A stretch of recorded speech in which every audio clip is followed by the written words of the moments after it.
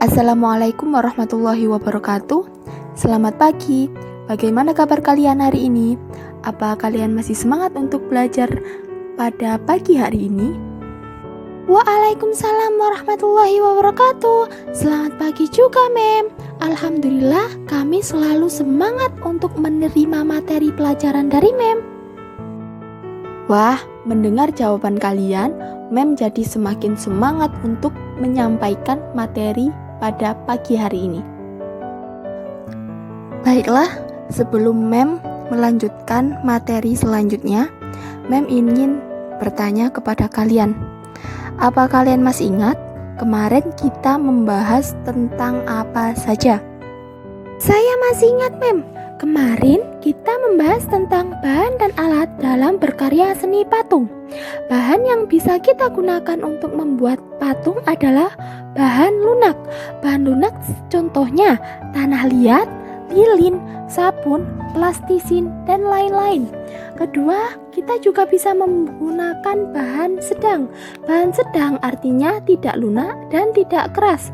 Contohnya kayu waru, kayu sengon, kayu randu, dan kayu mahoni. Kemudian kita juga bisa menggunakan bahan keras. Bahan keras dapat berupa kayu atau batu-batuan. Contohnya kayu jati, kayu sono keling, dan kayu ulin. Untuk bahan keras yang terbuat dari batu, kita bisa menggunakan batu padas, batu granit, batu andesit, atau batu pualam atau marmer.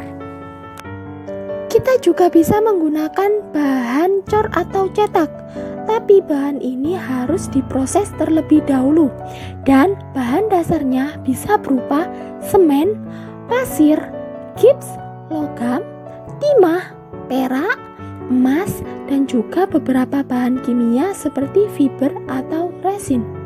Bahan-bahan lain yang ada di sekitar kita juga bisa digunakan untuk membuat patung, misalnya kertas. Alat yang bisa digunakan untuk membuat patung yang pertama, putsir, meja putar, pahat, sendok adukan, dan alat las atau listrik. Iya, tepat sekali. Kemarin kita sudah membahas tentang bahan dan alat dalam membuat seni patung. Nah, sekarang materi kita pada pagi hari ini adalah teknik berkarya seni patung. Dalam membuat seni patung, pasti ada beberapa teknik yang bisa memudahkan kita untuk membuat patung.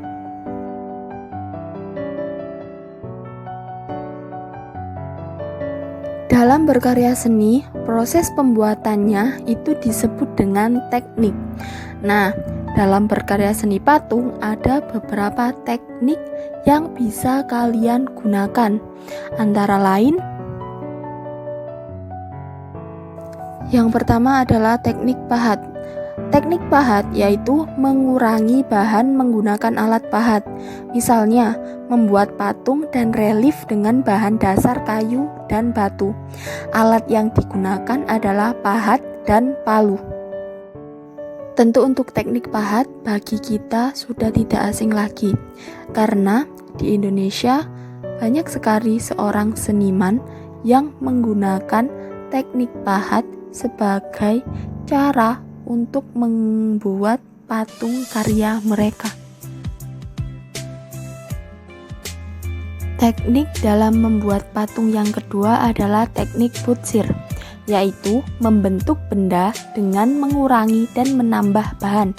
Misalnya membuat keramik dengan bahan dasar tanah liat. Alat yang digunakan adalah sudit. Nah, sudit sendiri itu nama lain dari putsir, yaitu alat bantu untuk membuat patung yang terbuat dari kayu dan kawat. Jadi intinya, jika kalian ingin membuat patung dari bahan dasar tanah liat, kalian bisa menggunakan teknik putsir. Teknik putsir juga sangat pas atau sangat cocok digunakan saat membuat patung dengan berbahan dasar lunak seperti lilin, sabun, plastisin, dan bahan yang mudah dibentuk lainnya.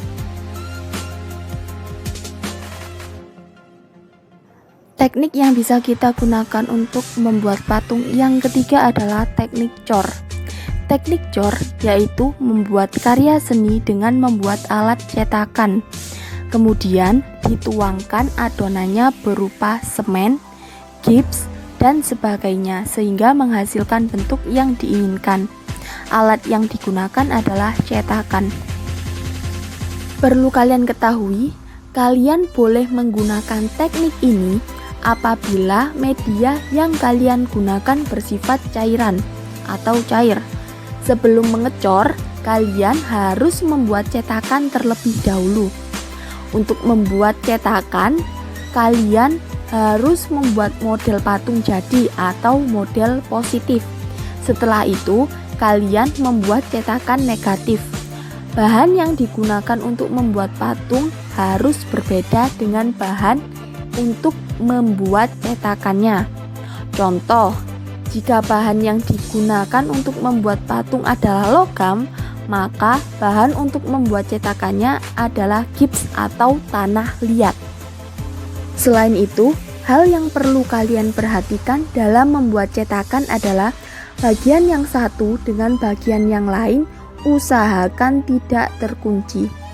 Supaya apa? Supaya saat kalian ingin melepaskan patung kalian dari cetakan, bisa kalian lepas dengan mudah. Ada dua jenis cetakan dalam teknik mengecor patung, yaitu bivalve dan X-ray preview. Teknik bivalve adalah teknik mengecor dengan cetakan yang dapat dibongkar pasang.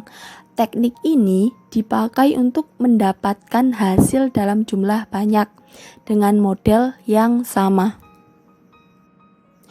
Teknik cetakan kedua adalah teknik X-ray preview. Teknik ini dipakai hanya untuk mendapatkan satu hasil saja. Biasanya cetakannya terbuat dari bahan yang mudah dipecahkan, seperti dari tanah liat.